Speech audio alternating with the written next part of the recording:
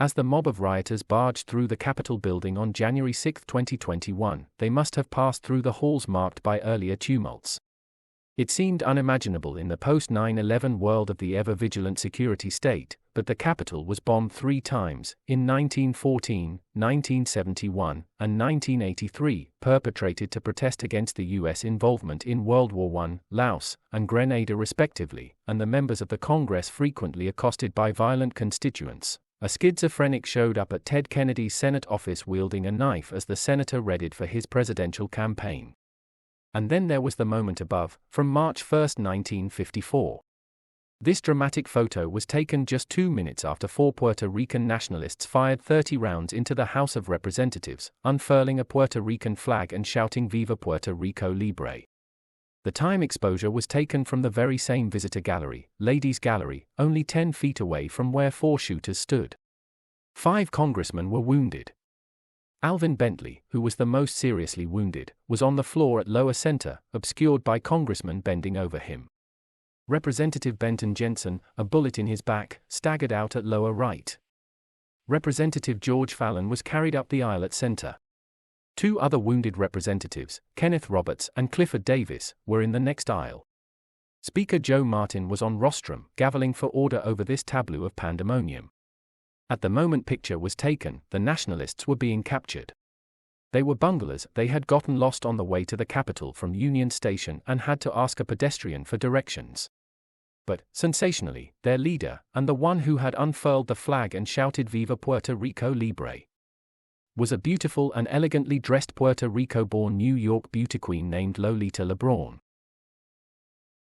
Another iconic moment was when 3 young House pages carried out a wounded member of Congress down the steps of the Capitol. The teenage pages, Bill Goodwin, Bill Emerson, and Paul Kanjorski, carried out the injured representatives on stretchers into a crowd of reporters gathering outside. Emerson pointed at the photographers and yelled, "No photos," even as the photo above was snapped. The photo was soon on the newspaper front pages all over the country, and Life magazine called it the photo of the year. All 5 wounded representatives eventually recovered. LeBron refused to acknowledge that the secessionists were mentally unsound, and they got lengthy prison sentences. President Carter eventually pardoned them 2 decades later.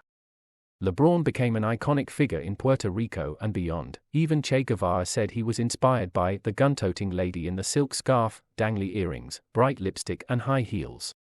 Yet, the cause she championed would prove to be unpopular even within her tiny island nation, which the United States had occupied since the Spanish-American War of 1898. In each of the 3 plebiscites held since 1967 on the island status, independents garnered no more than 4.4% of the vote. Ms. LeBron's release was opposed by many of her brethren. Emerson and Kanjorski returned to the Congress as representatives, the former, Republican from Missouri and the latter, Democrat of Pennsylvania. As for official Washington, its record of poor security measures lingered on. A little more than 2 years later, in April 1956, Ms. Julia Chase of Hagerstown, Maryland, who was later described as disheveled, vague, and not so lucid, slipped out of a White House public tour and wandered around the executive mansion for over 2 hours, starting fires, 5 in total, including one in the Red Room, while President Eisenhower worked in his office 250 feet away. If you enjoyed this video, there is a lot of my back catalog in written form on my blog www.iconicphotos.wordpress.com. I get tremendous fun out of researching and writing iconic photos, and I have over 10 years of material on that blog. I am currently trying to convert those writings into audio and YouTube formats. And I would welcome your support. You can support me, the blog, and this nascent YouTube channel via Patreon. My Patreon is www.patreon.com/iconicphotos. The links are in the descriptions below. Even if Patreon isn't your thing, you can support by liking, sharing, or subscribing to this channel and this video. Thanks for your continued support.